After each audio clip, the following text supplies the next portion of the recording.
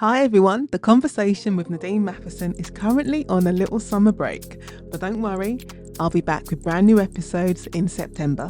But in the meantime, I'll be sharing some fan favourite episodes from season 3, along with a few special conversations from page 1, the Writers Podcast, that I think you'll really enjoy. Thank you so much for all your support throughout season 3. It's been amazing to see the podcast grow, and I'm truly grateful to everyone who's listened, shared and supported us. Especially those of you who bought me a cup of coffee on Ko-fi. It really does make a difference. Now, as always, sit back, we'll go for a walk and enjoy this summer break conversation. A really successful writer in the US said this to me when I was first thinking, secretly, I would quite like to write. Robin Schiff, who wrote Romeo and Michelle's high school reunion. She now writes in Paris. She said to me, just set a timer, sit down, write for half an hour every morning, even if you're just literally typing, I hate writing. Hello and welcome to this week's episode of The Conversation with Nadine Matheson. As always, I hope that you're well and I hope that you've had a good week. I'm going to be honest, I wasn't sure if you were going to get an episode this week. The reason why, last week I was at that last stage of completing my edits for book 4, and last Tuesday, so this time last week, I was looking at my manuscript, and it's a physical printout of the manuscript that I do the initial set of editing notes on, and I'm looking at this stack of papers, highlighted, purple notes, red notes, blue notes, post-it notes, everything on this manuscript. And I'm looking at it and I'm thinking, there is no way I'm going to finish this before my deadline or by my deadline. I just thought there's no way. And the thing is, I've done most of the work. It's just transferring it onto the screen. And I just thought, I'm not going to get it done. I'm not going to get it done. And if I don't get it done, I'm not going to have time to do my podcast, which was just edit this episode and do the intros and pull it out, because I do it all myself. I just thought it's not going to happen. But by miracle, which is why I'm very happy. I'm extremely happy. There's been a lot of dancing involved because I completed my edits at, I think it was 5:35 on Friday evening. I completed my edits. So I've been ecstatic. I've been overjoyed. And it meant that I was able to complete this podcast. So I'm pleased. I'm pleased to be joining you today. I'm pleased that you get to hear from my amazing guest, who is the author, Kate Ruby. And she's also a TV producer. And in our episode, we were talking about a number of things, but including how to stay on top of projects. Because as a TV producer, I'm sure she says that at some point she's got 7 projects on the go, which is crazy, because could you imagine having 7 writing projects on the go? In theory, I had the edits to do on this manuscript. I was also completing a short story, so that was 2 projects. I also was kind of planning out books 5 and 6 for Henley. So I suppose I was kind of working on 4 things, which is a lot. It really is a lot. And I'd made a concerted effort in 2024 to be really organised. And I think I succeeded in that. But in 2025, I want to do even better. As in, I want to have a clear idea of what I'm going to be focusing on and what I'm going to be working on, and not have this crazy scattergun approach. Anyway, enough about me. Let's get on with my show. This week, I'm in conversation with author Kate Ruby, and in our conversation, we talk about moving from rom-coms to domestic thrillers, the transition from TV producer to novel writer, and adapting a book for the screen. Now, as always, sit back, we'll go for a walk and enjoy the conversation. Kate Ruby, welcome to the conversation. Thank you, Nadine. Right, my first question for you is, how would you describe your publishing journey? That's an interesting one. So I first published in 2009 under a different name. Under my Kate Ruby is actually a pseudonym. but under my real name. And it was a rom-com, and I was in a dilemma. I was in that moment in a relationship where you either have to get married or accept that it's not going to work out. And I started to novelize the dilemma. It wasn't my story exactly, but I started thinking that it was actually quite a fun premise for a rom-com. I went away and did an Arvon course, which was residential, for a few days, and just sort of got the words down, not expecting that it would flow. And it did. And someone there told an agent at Curtis Brown about it. I was incredibly lucky, honestly. And then they contacted me and asked to read it. And then they took me on as a client. And then I finished it. And then, there was a tiny little bidding war for it. And Penguin bought it. And then I published 4 rom-coms, and then moved more into the kind of domestic thriller space. My research has been so rubbish. I normally pride myself on doing my research, and I had no idea about the rom-coms and that you'd written 4 of them. Yeah. Well, I do kind of, now I go as Kate Ruby. I've got a kind of, I'm a bit of a spy. I've got 2 identities. Do you feel like, because I've asked this with other people who use pseudonyms for their books, or have written, said they've written in different genres and under different names.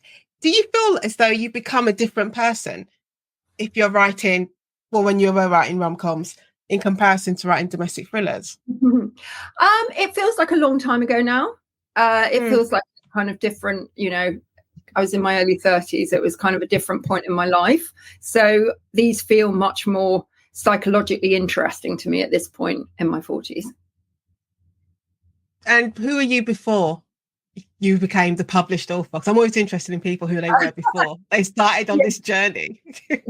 Well, I've had a long career in television drama, which I feel very grateful for. So I guess I've been working with story my whole career, since I was in my early 20s. At the very start of my career, I was a television publicist, but then I wanted to kind of get my hands more dirty. So I've kind of built a career out of narrative and story, and hoping to reach a wide audience with those stories. Did you always know that you was a creative person, like back as a child?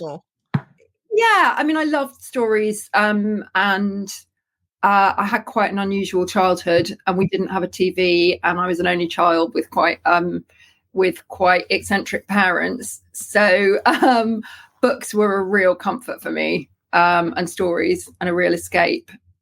So it's always been kind of part of my life journey. I'm sitting there trying to think if I've spoken to anyone on this podcast who grew up without a TV. Everyone's always spoken about being surrounded either books at home, or they went libraries, that sort of story regarding books. But I don't think I've spoken to anyone who didn't grow up with a TV, which is the opposite for me, because my dad is an electronic engineer. So we were surrounded by TVs because he was fixing TVs, and so we always had TVs. So it's such a part, like a strong part of my life. I know. Well, it's pretty stupid to be a television executive who grew up without television, but there we are. Do you think that's what drew you to it, to TV? Well, it certainly used to be like when I got to go around to a friend's house and they had a TV, it was pretty exciting to be able to go and watch Grange Hill. So who can say? And what was it like when you got home? So, you've been at your friend's house watching Grange Hill. I loved Grange Hill. Watching Grange Hill. And then you return home. What was that moment like for you? I really wanted a TV, Nadine. I'm not going to lie. I didn't think this is how this podcast recording was going to start off, with just talking to someone who works in TV, but the fact that they grew up without.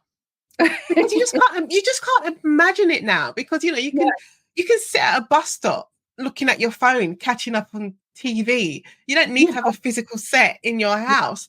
But I think that just nothing. I say nothing when you had books, but I had a lot of books. I read The Little House on the Prairie a lot of times. But you wouldn't have seen Little House on the Prairie, which was so good. No need to rub it in. I'm sorry. Let me get a hold of myself. I'm sorry. So when you went into TV, you said you started out as a publicist. Yes. Did you know what you meant by trying to get that you wanted to get your hands dirty? Yeah, I mean, it was a really fun job to do straight out of college. I was really lucky to get it, but I just, I really wanted to, rather than kind of working on other people's creative endeavors, although it was fun to like write press releases and all of that kind of things, you know, I really wanted to actually be kind of making stories. Yeah. So then I moved, I started at Channel 4 and then I moved to the BBC, and then I worked on a couple of crime shows, and then in a really junior capacity, and then kind of worked my way up through various shows. I did like a show called Where the Heart Is for ITV, and then did an adaptation of Nicholas Nickleby, and then went back to the BBC and worked on all kinds of different shows over a long period. Things like Being Human and Spooks and Rome, and really fun big shows. Wow. You say you didn't know when you was working on these shows. I'm just really interested in just like being a kid and being younger and being creative. Like, what were your outlets like in terms of exploring that creativity? What, as a kid, do you mean? Yeah. Or, as a kid, yeah. I suppose, I mean, I grew up in London, and not loads, just school really. And I suppose my parents were quite kind of bookish, so they really sort of, you know, like gave me stories. Yeah. And when you was in school, did you find like that was encouraged, that creative spark that you had? Not massively, honestly. I don't know about you, but you know, school in London in the kind of 80s and 90s wasn't like the most, they weren't like sitting around nurturing your inner soul in quite the way that maybe they might be now. I don't know. No, it's funny because when I look at my nieces and nephews and my friends' children going to school, especially going to secondary school, it feels like exploring that creative part of them. It's now become like a bigger part of the curriculum. Whereas I feel you said back in the 80s and 90s, it was just, you just need to go to school, get your qualifications, and then get out and go to the next step. No, so I feel very lucky. You know, I've had some real opportunities, you know, in building that TV career, but also, you know, my journey into being published was really like relatively easy in comparison to some people. And I don't take that, you know, lightly, because I know how hard people work to get published. Yeah. Did you know what to expect? I know you said you did the course, but I always think there's a difference, because I do the course, but there's a difference in like you doing the course and then knowing you know, someone tells you, you apply for agents and this is the process, what happens. But do you think you fully appreciated it or fully understood what it entailed to become an author? Who does, you know? And also, you know, there was this tiny little bidding war for the first book, and then it sold about 9 copies when it came out. And then the second book actually sold really well, but the first one that everyone was so excited about just, you know, didn't really do much at all. What does that, oh God, I'm saying do to your psyche, but that's the only way I can think of phrasing it. But because you know when you know it's like when you're in that auction and everyone's telling you they want you, and everyone's telling you that your book's amazing and that you're going to be amazing and that you're going to fly off the shelves and this is the best thing ever. And as you said, it comes to publication, and then someone at some point tells you, you sold 9 copies. Like, what does that do to you emotionally? Yeah, I mean, that was tough, but I think it's also made me quite sanguine now. You know, Everything You Have, which I just published, is my 8th book. And at this point, I feel like you have to kind of, you know, I've been very lucky to be writing under contract, but you have to write for the love of it and not be too attached to the outcome. I mean, my previous book, Tell Me Your Lies, which is about a therapist who infiltrates a family, and seems like at the beginning, she seems like she's the answer to their prayers. Their sort of 20-something daughter's going off the rails, and then gradually you realise that she's got a nefarious agenda. That book got Richard and Judy, which obviously gave it a massive boost, and then there was a kind of quite a big kerfuffle for the TV rights as well. So that was really exciting. I was really grateful. And then again, with Everything You Have, it's been optioned for TV as well. So, you know, it swings and roundabouts in this business. Yeah, it is. Do you think, you know, working in TV and having that TV background, because I think all writers will say there's at some point you'll face rejection, And it could be in terms of book sales. It could be your editor saying, yeah, I don't like this idea. Let's look at a different idea. But do you think that, working in TV production, that's prepared you for dealing with rejection as an author? Yes, I suppose so, because at the same time, I'm developing various TV projects with different writers, and often you think, oh my God, this is about to get greenlit, it's going to be massive. And then that doesn't necessarily happen, and it's gutting. So, and then something else might suddenly develop momentum and be, like a really big show. Like there's a thriller I did a few years ago called The Girl Before that, we went through a whole complicated development process, and it was during COVID, and you think this is never going to happen, and then suddenly we had like really big cast like Gugu Mbatha-Raw and David Oyelowo, and it was like a really big deal, and it was on HBO in the US. So you have to roll with the punches, I guess. Do you think there's things in your growing up that prepared you for that, like that roller coaster of being in TV production? Possibly, yeah. I mean, I had quite a complicated time, so I think that I try not to take things too personally, or I'm quite good at dealing with stressful situations, and certainly TV production can be very stressful. What's the most stressful, if you had to say, if you had to pick one component of it, what's the most stressful part of it? I think what quite often happens is you have one script that you work on and you work on and you work on with the writer and the broadcaster for maybe 2 years. And then suddenly you get a green light, which is brilliant. But then they're like, we want it on screen in like X amount of time. And then it's a complete kick-bollock scramble to get everything else done to the standard you get it done in order to have it, on screen. And then, casting can be traumatic as well, because you obviously, particularly now we have a very crowded market, you want, you need to find a profile in your cast to cut through in a really overcrowded space. So that can be really stressful. Sometimes when you lose the person that you were desperate to do it, it can just be just be a little bit devastating. Yeah. Did you find it a challenge, or was it easy, transitioning from, working in production where you're working with a massive team, and you said it could be something, from optioning a piece of work and then going through to production and post-production. Is it a challenge then being on your own as a writer? Right. Well, I do a full-time job, so I only spend, most of the time when I'm writing, it's like first thing in the morning. And I'm doing like a couple of hours and then going to work. So I don't spend that much time on my own doing it. I don't have the luxury.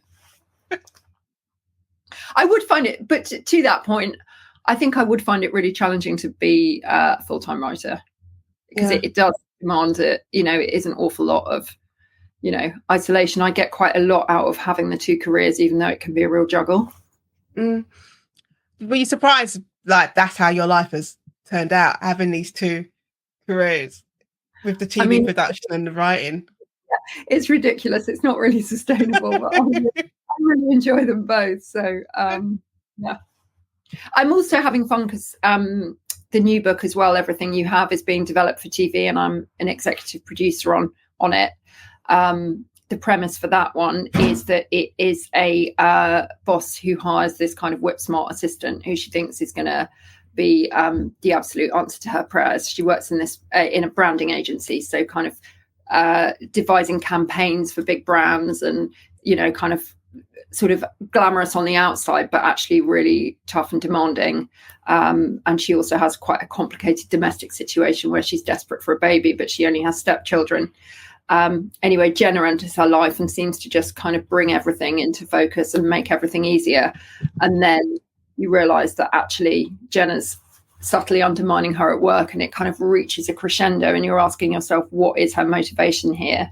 And that hopefully is a big twist at the end. Yeah. Well, when you're writing that book, I know with the Richard and Judy pick, with Tell Me Your Lies, and I read that it was loosely inspired on a real life scenario. And I was asked this question at a panel, I think was it back in the summer? It could have been last year, about using real life events or real life people's stories in your own books. Do you ever think about that? Because my answer was, if I don't do it, someone else is going to do it. Yeah, that was very, very loosely inspired by a therapist who's been pursued by a lot of kind of highfalutin families in London who felt that she exerted undue influence on their daughters. I moved it away from that story quite a lot as well, because I was more interested in creating. I love shows like Succession. I love writing about big, complicated families. And I really wanted to give the family in that story lots of secrets, lots of their own kind of nefarious agendas that are going on. So you're kind of constantly pulled back and forth as to who you can trust. So it wasn't like I was sort of trying to replicate that story per se, but I did find that idea of the kind of access and control you might have as a therapist and how that kind of filters out into a family really fascinating. It's amazing, you know, good luck talking about your new book as well, everything you have. It's when you look at how much people can influence their surroundings and the people around it, and then sometimes those people, they have no idea that it's happening because it's so subtle. Yeah, it's insidious. Then there comes a point. Yeah.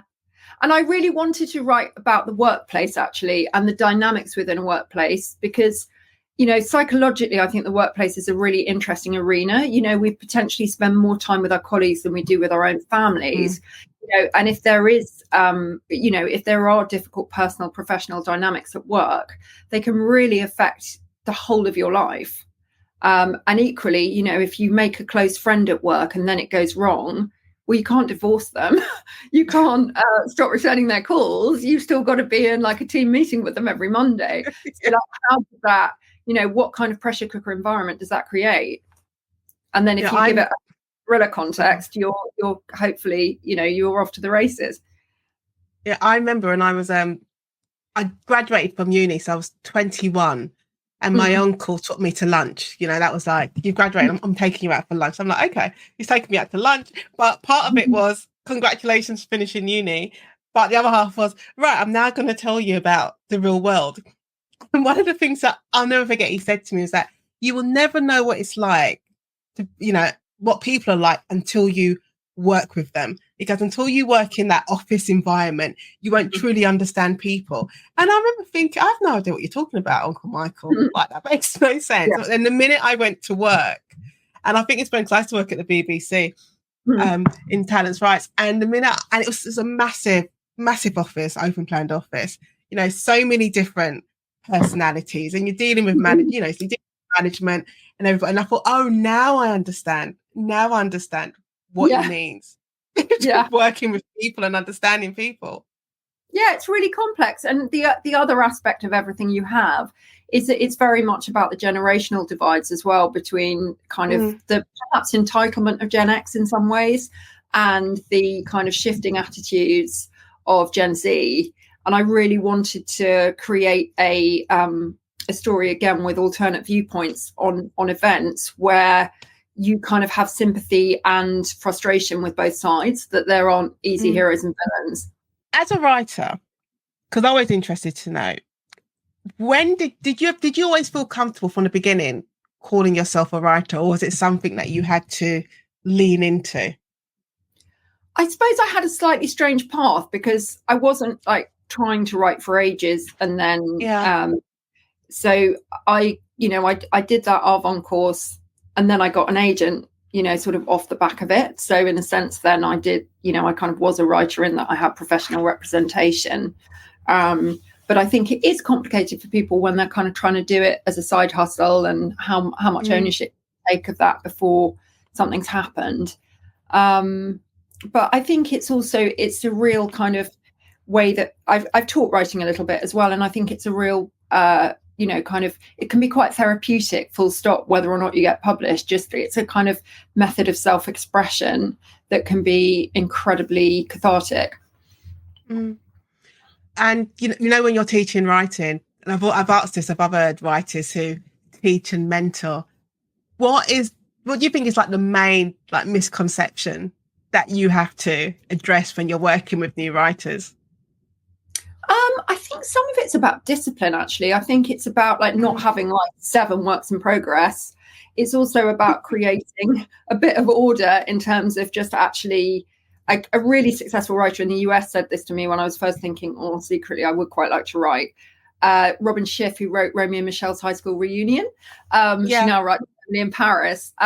She said to me, just set a timer, sit down, write for half an hour every morning, even if you're just literally typing, I hate writing. And actually, it's incredibly good advice, because like a book is so long and it's a journey of 1,000 steps. So just keep taking the next step. Is that what you tell yourself? I'm sorry. Yeah. Yeah. When I'm on chapter 1, why am I doing this? But I would also say that I do think courses, or, you know, maybe hiring someone to teach you, can be incredibly helpful. I do think it's quite hard to just start writing in a vacuum. Yeah. And to have some kind of support or group as well can just be really, really helpful.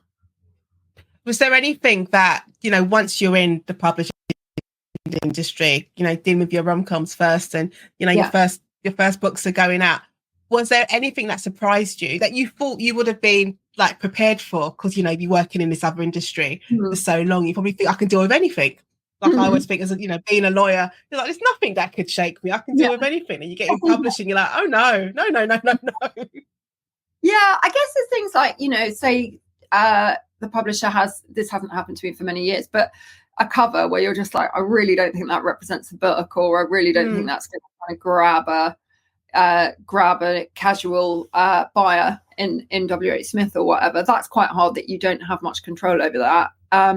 Similarly, sometimes I wanted to change the title and it hasn't necessarily felt 100% right, and then you're kind of grappling to find the right title. And I think it's both wanting to respect people's expertise, but also just keep a bit of a clear focus on what your mission for that book is. Yeah. Do you think being in TV like helped you deal with, especially that editing process and working with the editors and having, you know, maybe 101 comments about what you should be doing with your characters and your plot? Do you feel, you know, because you're so, you know, you always work with this community of people when you're producing a show. Did it help you with that part of the writing process? Yeah, I suppose because I give notes quite a lot of the time in my TV job, writers writing on scripts. I've been very lucky with my editors. I've really kind of respected the feedback I've been given. Where I'd say that the TV probably helps me as well in kind of just conceptualizing novels is just knowing that you need a really kind of clear, grabbable concept up top. And then you need a real specificity in the story so it doesn't feel generic. But that kind of very kind of graspable proposition for the reader or for the publisher who's buying the book is so important. Yeah. And when you're writing those, you know, it's the same when I'm pitching those to broadcasters. If you can't like really nail what the concept is quickly to the BBC or Sky, they're just going to glaze over. That's always so hard though, because, you know, even like myself, I was talking to my agent and we're talking about writing standalones. I'm like, yeah, I've got some ideas. But I was saying to a friend last week, me having the idea is one thing. Me trying to now condense that idea into a pitch that I can just throw to my agent and say, you know, so he can make a quick decision on it. That is really hard. Yeah. Yeah. It is difficult, but it's worth doing. It's worth really just kind of going back to it. It's funny because sometimes with a TV idea, we might be, say, pitching it in a more US style to like a few different broadcasters. And each pitch you do, you kind of learn what hasn't necessarily connected on other pitches, and then you refine it the next time you deliver it. And I think it's just that constant boiling down. Yeah. Is there a big difference then between pitching to the US and in comparison to a UK production company? There can be. There can be, because it's sometimes you don't sort of necessarily do like a formalized pitch in the UK. It tends to be a more informal conversation, or increasingly you're working off, you commission a script and then you're going out with a script, so the concept is laid out. Whereas in the US, it's more common that you do like a 20 to 25 minute presentation on the whole series, and then they decide whether they're going to commission a script off the back of that. What was that like for you the very first time you found yourself, I don't know, pitching to a US production company? When, you know, especially when you've been doing it a certain way with the UK, so informally, and then you have to deliver. Well, it's normally me coaching a screenwriter to do that, and then making sure I set them up properly at the beginning and all of that kind of thing. But yeah, it definitely takes a different kind of, it requires showmanship. Did you is that a surprise for the writers? Because it's like being a writer, it's just you. Unless you're in a writer's room, but most of the time it's just you. And you don't have to be a showman, because half the time you're sitting there in your leggings and your hoodie, trying to get something done. And now you're saying to the writer, you need to put on the show. Yeah, I think it can be a bit of a shock, and you have to kind of give people the right support to do that and really work on that pitch together. Do you think that's a difference with writing, I say publishing, in comparison to TV, having that level of support and preparing you for the next step? Do you think that travels through in both industries, or? I think novel writing is a lot more solitary, isn't it? You're spending a lot of time just, as you say, stuck in your bedroom in your leggings with a tea bag, trying to churn out the words. That is why I couldn't do it full time, and I have massive respect for people like you who do. Oh, God.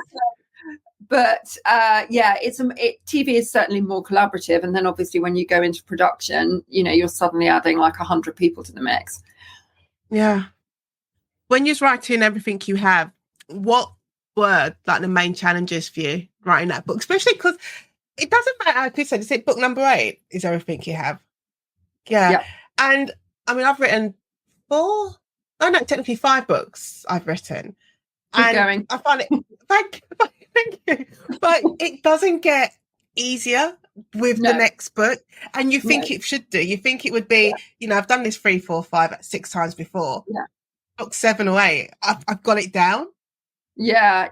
I think for me, in some ways, it gets harder because I'm pushing myself more and more and trying to get the prose more and more polished, and trying to make sure that the concept is as robust as it can possibly be, and that the twists fall in the right place, but they feel properly emotionally motivated. That's really important to me. I hate those books where you're just suddenly like, but that character the character you painted in chapter 2 would never have done that in chapter 12. So it's a lot of refinement. You find it a challenge switching your brain around, because I did a screenwriting course, and I've got a screenplay that's been sitting on my computer for far too long, and I just find it switching my head from novel writing to screenwriting it takes a lot of mental work to do that. Did you find that a challenge initially? Yeah, I think they are slightly different. I mean, I have done some screenwriting, and I had a project at Sky that didn't happen in the end, but I largely on the screenwriting side, I'm supporting writers rather than doing it myself.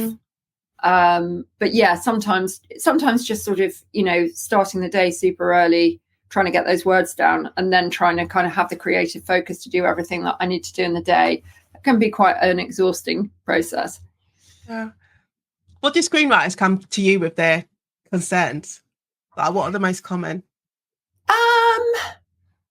I think it's often just about how you're best structuring a story to kind of get that concept across, but give it enough kind of surprise over the pilot episode and make it stand out in the market so it actually gets all the way to green light. I've just done a couple of rom-coms actually, so it's kind of nice to go back into that rom-com world. So, we did a show called The Flat Share for Paramount Plus that did really well for them. And we've got another. It's an adaptation of a best-selling Beth O'Leary book, and we've done a second Beth O'Leary book, The Road Trip, that's coming out this Christmas. And the kind of genre conventions in rom-com are obviously quite different from the genre conventions in a thriller. So you're kind of trying to create your kind of jeopardy and momentum in slightly different ways. But it's all fundamentally about character and structure. Listeners, it's time for a very short break. If you're enjoying this conversation with Nadine Matheson and want to help keep the podcast going, why not buy me a cup of coffee? Your support goes such a long way in keeping these conversations flowing. Just check out the link in the show notes. I was going to ask you about adapting books adapting from the page to the screen. Yeah.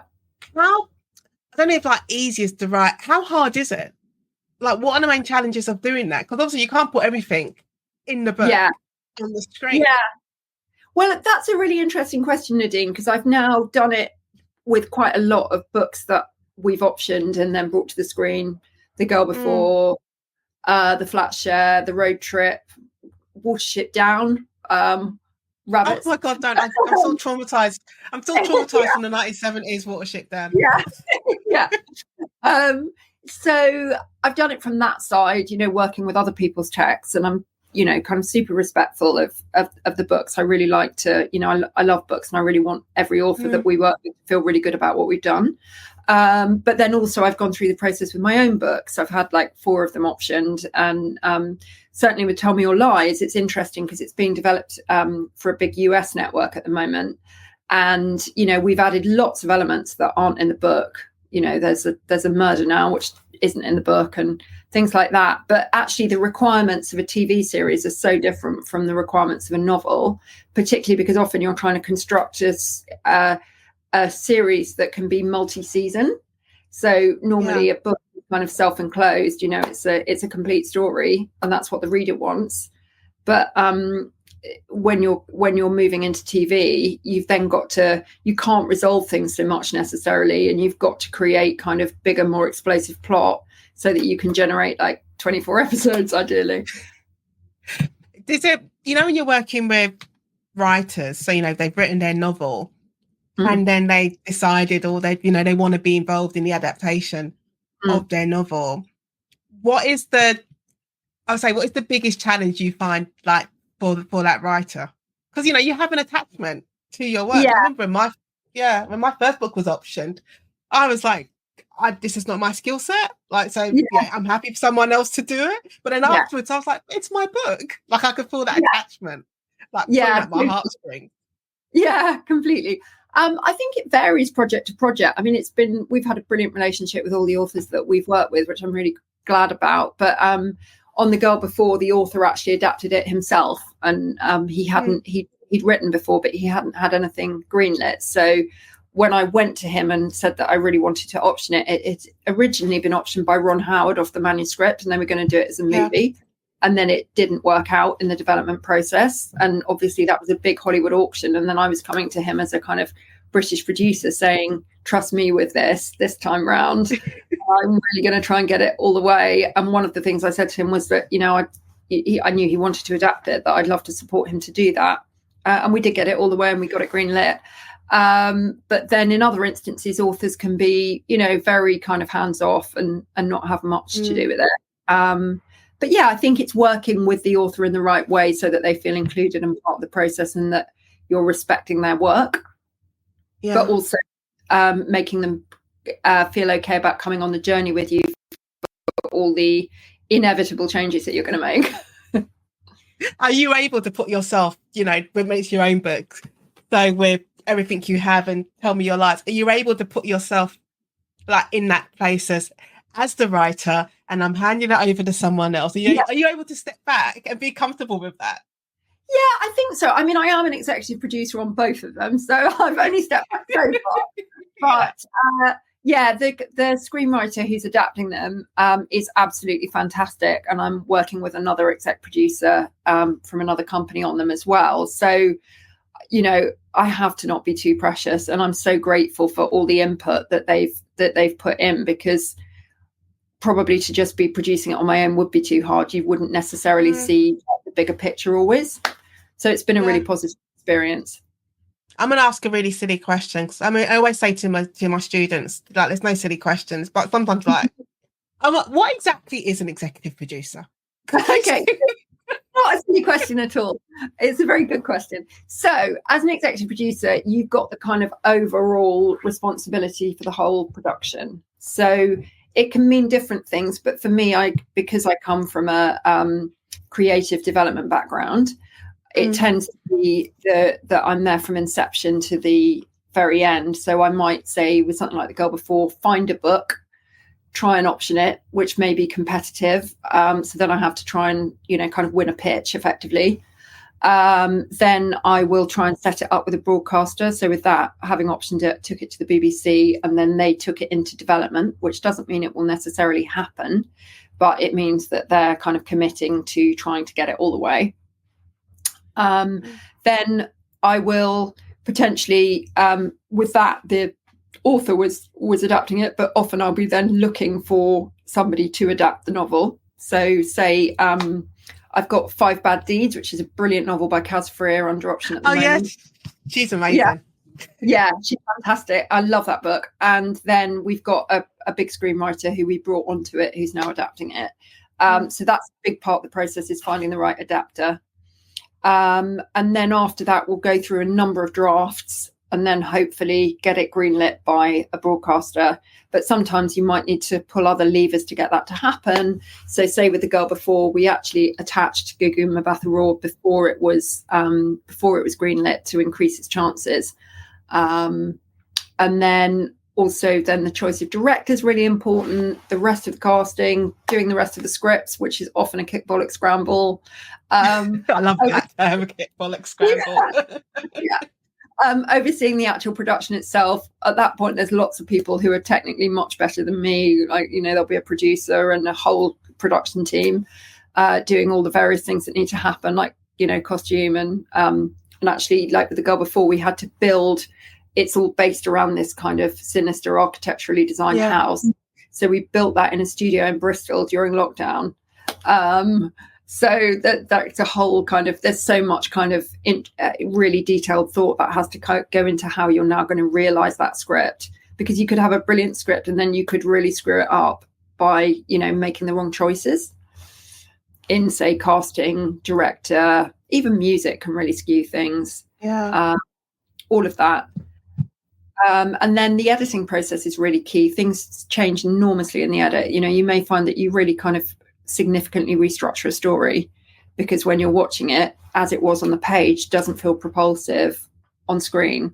So that whole process is really, really elaborate at the other end. You always think, you wrap a production and you think, oh, I'm going to breathe out, and then it's like, no breathing out, there's a lot more to do now.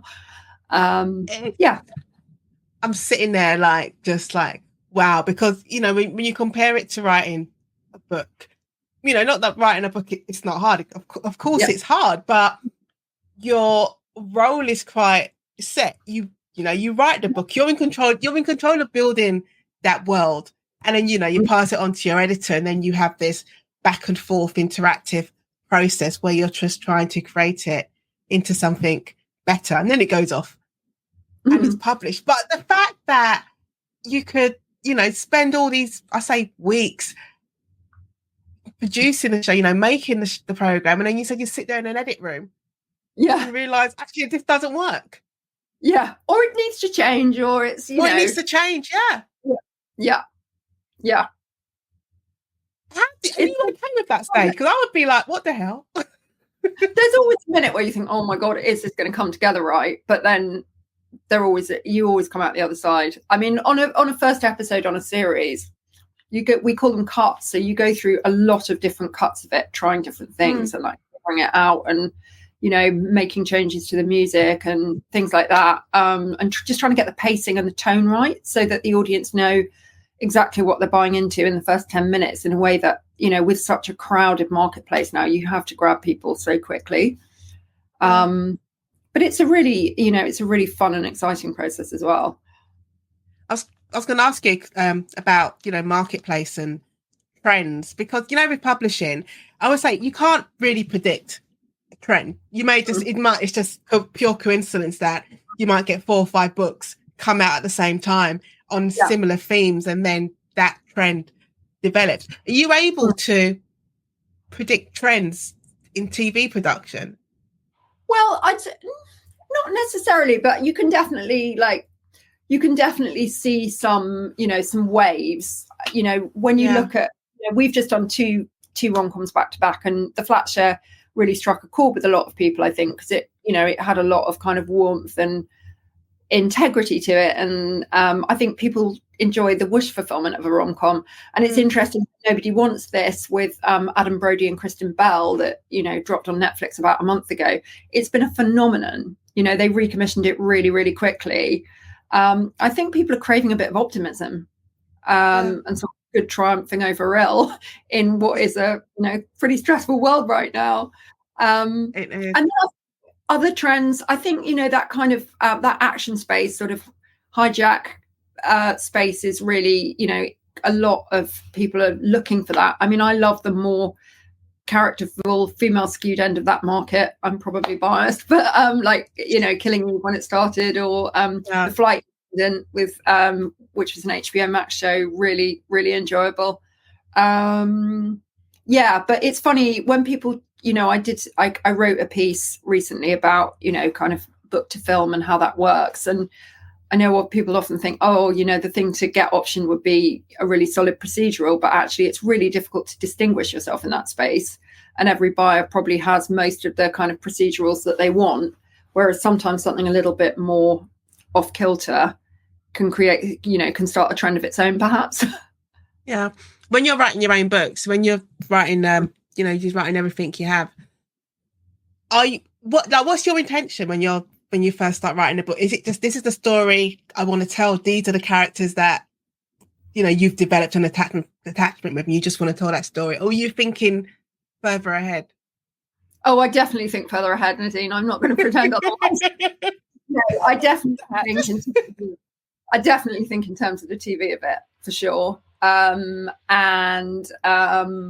With this one, I'm really interested in how we portray the workplace on screen. So industry is such a massive hit, and I've just been in the industry, and I've just been in LA for work in the last couple of weeks as well, and the new series has been it's exploded on HBO, but there aren't actually that many shows that are set in a workplace. I mean, the morning show is obviously massive as well, and plays with some of those kind of interpersonal dynamics in really clever ways.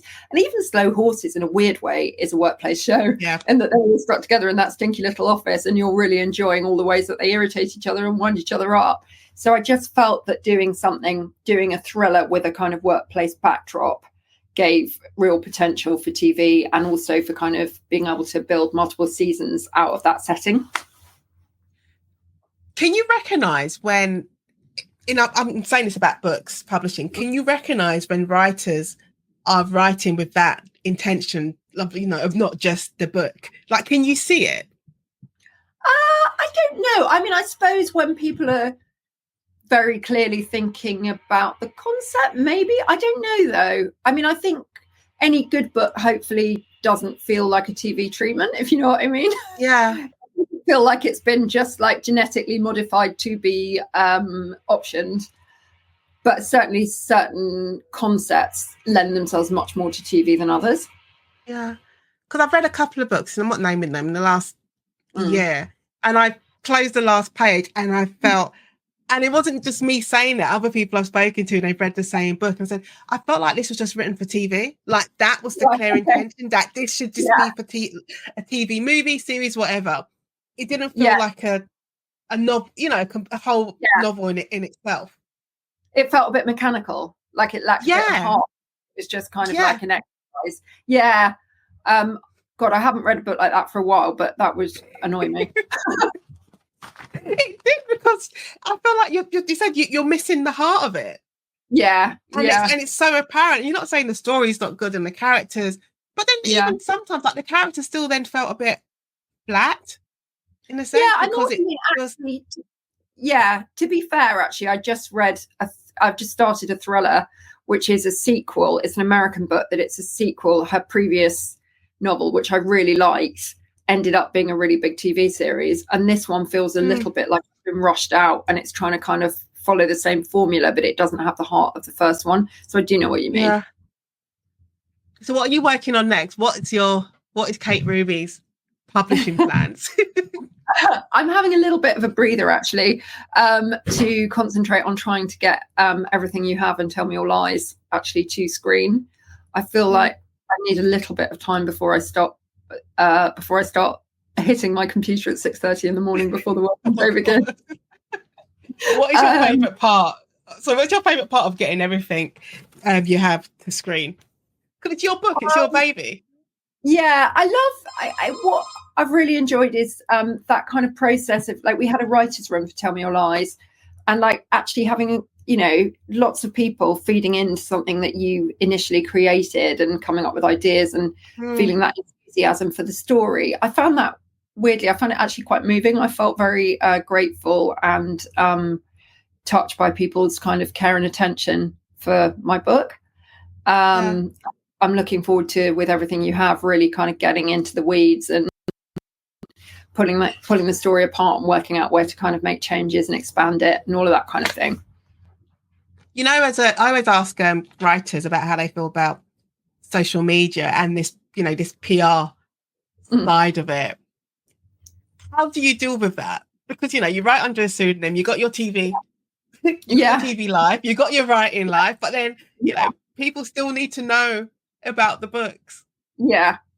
I'm actually quite shy, so I don't love it. I have to admit, I'd rather be just typing in a small dark room, or sort of pushing someone else's story forward. But it's really important, and I started as a PR, so I do work hard at that side of things. I've just done a couple of quite big features for newspapers about various thematics in everything you have.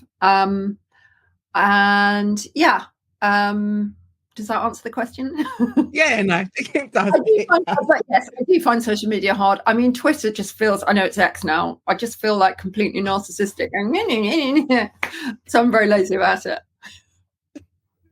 Well, everyone who listens to this podcast knows I do not use Twitter anymore. It's changed so much. And I thought, if I'm going to be wasting my time on something, I'd rather do it on something I enjoy. So, Kate, I don't even need to ask you. Yeah, I don't need to ask you my first question, like my last set of questions. Because the first one, are you an introvert or extrovert, or a hybrid of the two? I'm a hybrid, I'd say. You're definitely a hybrid. I'm a hybrid. Is it? I was going to say, is it hard when you're involved in this bubble of whether you're writing your books or producing this TV series? Is it hard then transitioning to the next project? Are you able to move seamlessly into it? Do you mean like the next book, or I juggle a lot of different TV projects at once. It's sort of part of the job, but I've been working this morning actually on a really fun legal thriller that we're adapting from a brilliant book. And what I do find is, you do like a 3-hour creative meeting and you're really thinking about each scene and what the intention is and what tweaks will kind of make it clearer or more propulsive. I can't do like 2 of those meetings in a day. Like, you have to kind of really give yourself once, and then after that I need to do slightly more kind of brain dead admin things in the afternoon. And what about moving on to your own projects? Because when you finish everything you have, are you like, right, that's it, that's done? Yeah. Now on to the next, or? Well, I haven't got to the next one yet, so obviously I'm not that.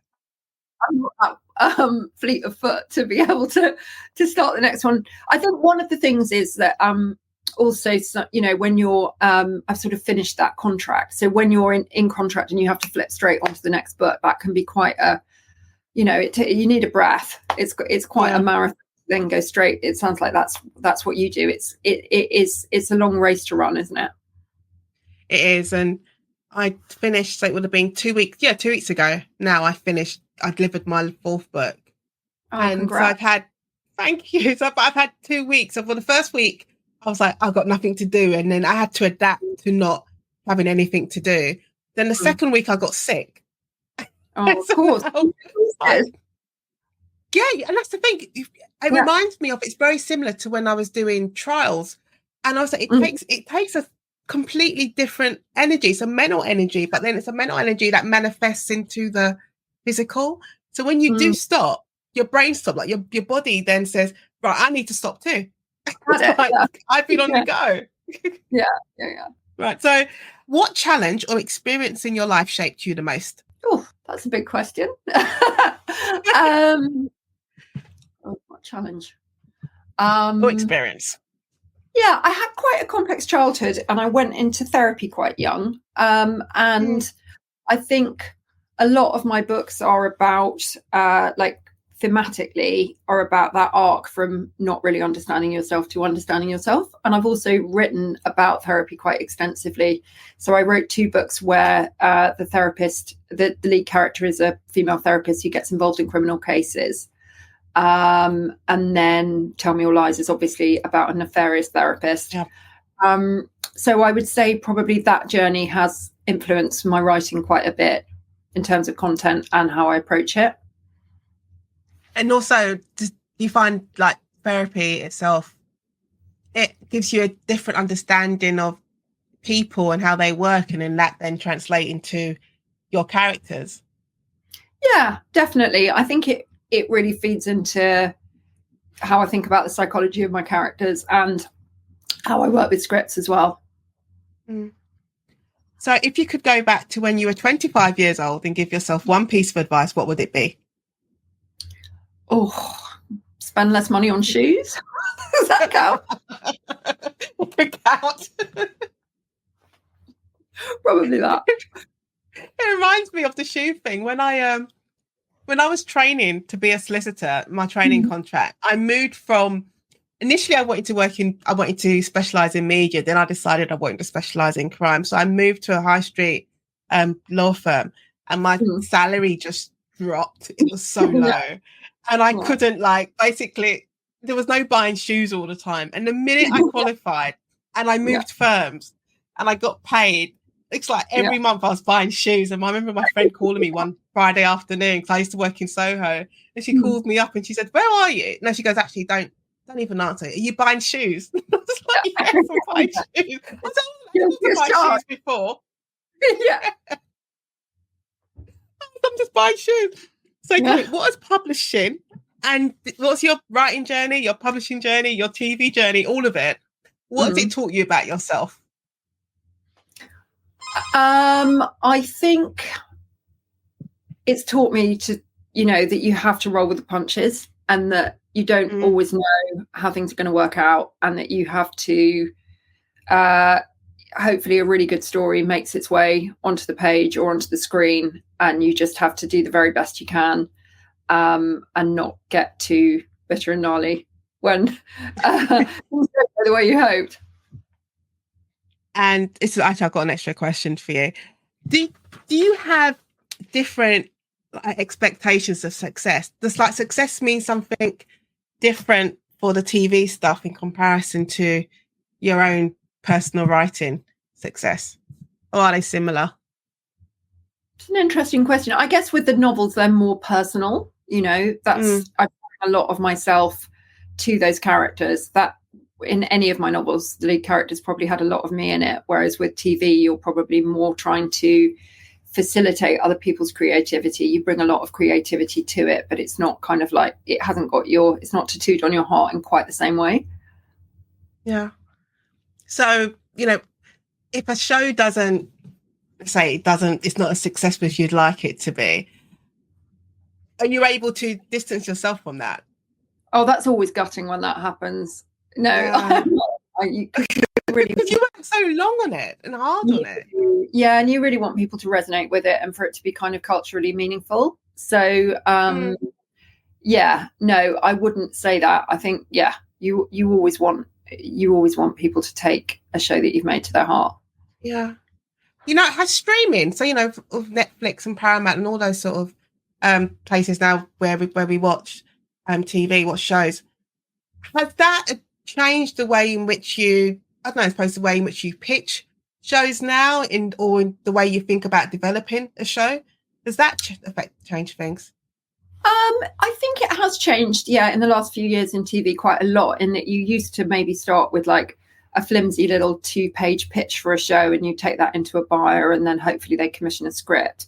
Whereas now it's much more common in the UK that you will actually commission a script up top and then sell it in a more competitive scenario. Ideally, you have more than one person who wants to buy it, but that you take it to a number of buyers at the same time. Whereas previously you might just have like ITV as your target and take them your piddly little 2 pages and hope that they go on the journey with you from the very beginning. Does that affect the way in which you write your books? Because, when did you write? No, was it just the same? No, books, really, you're just kind of, at the end of writing a book, you're hoping that it gets optioned, or you're, So in terms of that creative process, probably not so different. Okay. So finally, Kate Ruby, I just have to ask you, where can listeners of the Conversation podcast, if they can, where can they find you online? Just to say hello. They can find me on X, although I must admit I'm really, really bad at looking at it. Probably the best place to find me is on Instagram. I'm Kate Ruby Books on Instagram. Okay. And that just leaves me to say, Kate Ruby, thank you so much for being part of the conversation. Thank you very much for having me. Thank you so much for listening to today's conversation with Nadine Matheson. I hope you enjoyed it as much as I did. Be sure to tune in every Tuesday for a brand new episode featuring more amazing guests. Don't forget to like, subscribe and leave a review. It really helps the podcast grow. And if you'd like to support the show, you can buy me a cup of coffee or sign up on Patreon. The links are in the show notes. And if you'd love to join the conversation as a guest, feel free to send an email to theconversation@nadinematheson.com. Thanks again for your support, and I'll catch you next time.